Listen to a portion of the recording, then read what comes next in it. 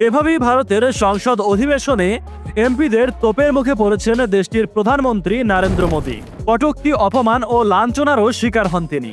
বিরোধী দলের এমপি কল্যাণ বন্দ্যোপাধ্যায় এভাবেই মোদীকে ব্যঙ্গ করে বলেন, স্যার খেলা তো শুরু হয়ে গেছে, অনেক রকমেরই খেলা আছে স্যার, মাত্র তো শুরু। ভারতের এই এমপি নরেন্দ্র মোদীকে কটূক্তি করে বলছেন, আপনি বলেছিলেন 405, তো কত হয়েছে?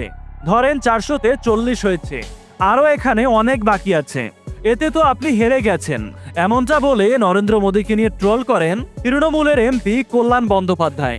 এই সময়ে সংসদ অধিবেশনে অন্যান্য এমপিরা হাসি ঠাট্টায় মেতে ওঠেন, আর এতে মন খারাপ করে বসে থাকেন নরেন্দ্র মোদী।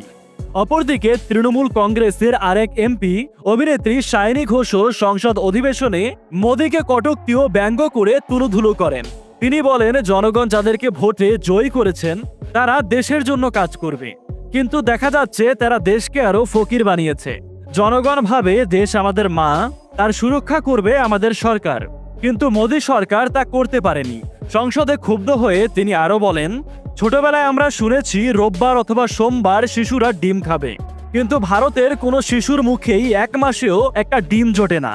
অর্থনৈতিকভাবে ভারত এতটাই ভেঙে পড়েছে, ব্যবসায়ীরা ক্ষতিগ্রস্ত হতে হতে রাস্তায় শুয়ে পড়েছে, কিন্তু সেই দিকে মোদী সরকারের কোনো কর্ণপাত নেই।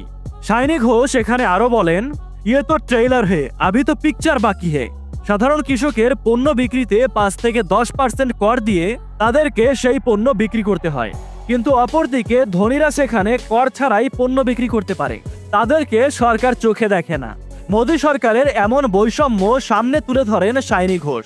সংসদে প্রশ্ন রেখে শায়নী ঘোষ বলেন, বিগত 10 বছরে বিজেপি সরকার দেশের জন্য কি কি করতে পেরেছে আর কি কি করতে পারেনি তার তালিকা জনগণের সামনে প্রকাশ করুক।